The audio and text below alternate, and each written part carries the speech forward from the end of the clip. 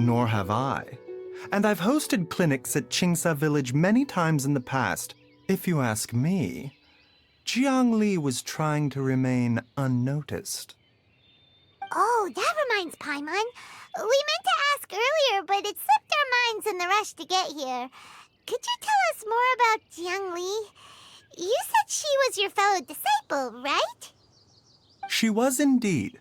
We studied medicine together under the same master near Chenyu Vale.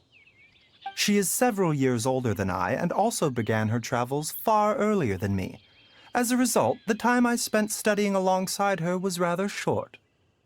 Supposedly, she met an herb gatherer sometime during her travels and decided to settle down with him. That must have been Jialiang. Wait, Changxiang, are you saying neither of you had actually met Jialiang or Ayu before all of this? Jiang Li did occasionally come back to Chenyu Vale to see our master, but for whatever reason, she hardly ever talked about her family. The last time she visited us, she and Master had some sort of quarrel. We never heard from her after that.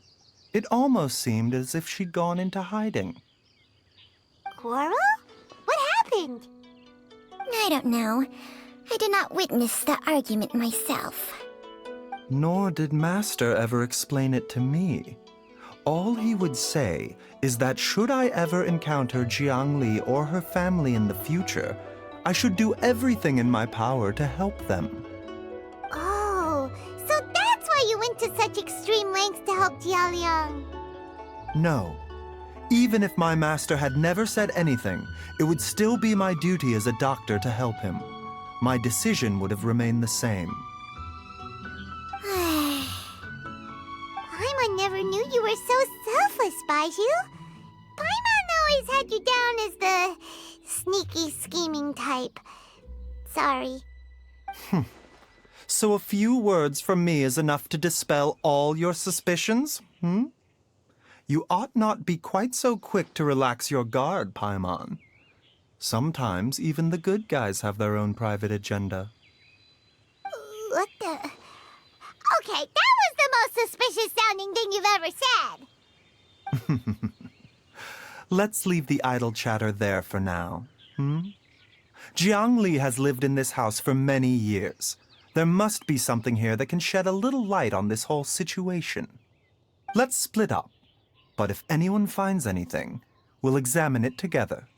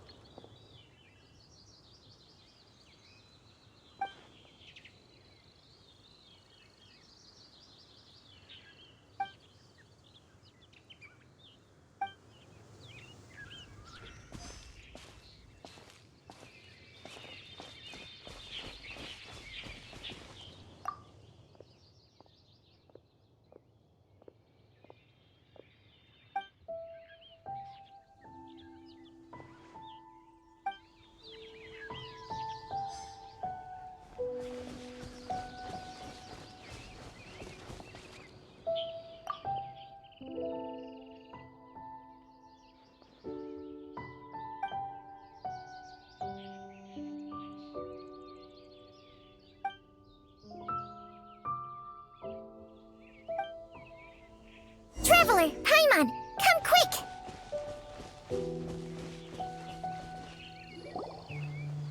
What is this?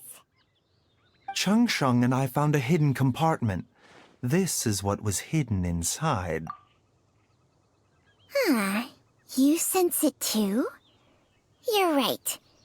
This is a poison concocted using god remains. Is it breathing? Paimon's not seeing things, is she? No, your eyes do not deceive you.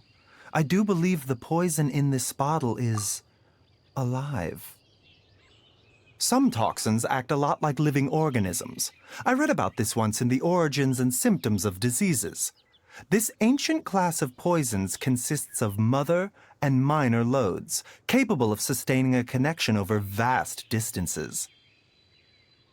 If it's a concoction of this kind we're dealing with, then both the poison in Jialiang's system and this one here are likely minor loads. Offshoots, essentially. Offshoots? So, the main body is somewhere else? Correct. Whoever is administering the poison can manipulate the source to indirectly control the poisoned individual's behavior and even cognition. Similarly, the poisoned individual will hear, to a varying extent, the call of the source. The call of the... Wait. So, back when Jialiang ran off, maybe that explains where he was heading. Only one thing could have been drawing him there. The source of the god remains used as the poison's key ingredient, the mother lode. This is getting crazier and crazier. What kind of person would do all this just to poison Jialiang? Hey, why has everyone gone quiet all of a sudden? Since this poison was carefully hidden away in a secret compartment, the one who concocted it is likely a resident of the house. You mean Jialiang? Why would he poison himself? Think a little harder, Paimon. Someone else who lives here, and who might have expertise in crafting drugs. Huh? So you're saying... it was Jiang Li? Wait, but that doesn't make any sense either. Why would she poison her own husband? I agree. It makes little sense. Jiang Li does not strike me as the kind of person who would do such a thing. Look at the facts, though. How many people in the entirety of Liyue have the ability to concoct a poison from god remains? It's too early to draw any conclusions. We should question Jia Liang about it once he has made more progress in his recovery. Yes. According to the origins and symptoms of diseases, the minor lodes will disappear if the mother lode is purged. So if we can find and destroy the source of these god remains, the poison will leave Jia Liang's system without the need for any further treatment. Do you know anything about god remains in Qingsa village? Even the history books have no record of this. The only ones who'll know anything are those old fogies who have been hanging around here since the beginning of time. Didn't you used to be on good terms with the Adepti, though? You sure they didn't tell you anything about this? Well, Changsheng's memories and powers are not what they were in her prime. These days, she has to enter a contract with a mortal and share their life force just to sustain her own life.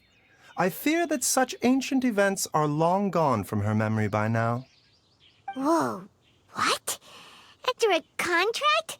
Share life force? Sounds like some pretty spooky sorcery if you ask Paimon. hey! Plenty of people would jump at the chance to join forces with a powerful being like me.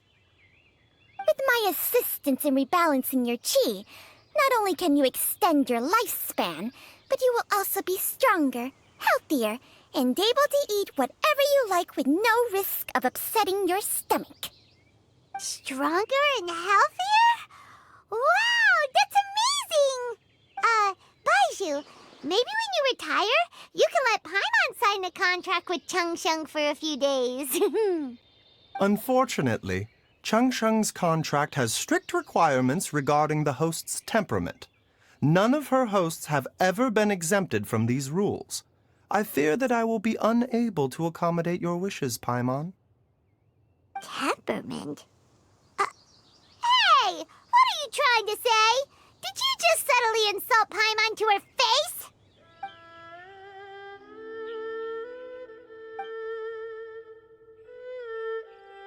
Ugh!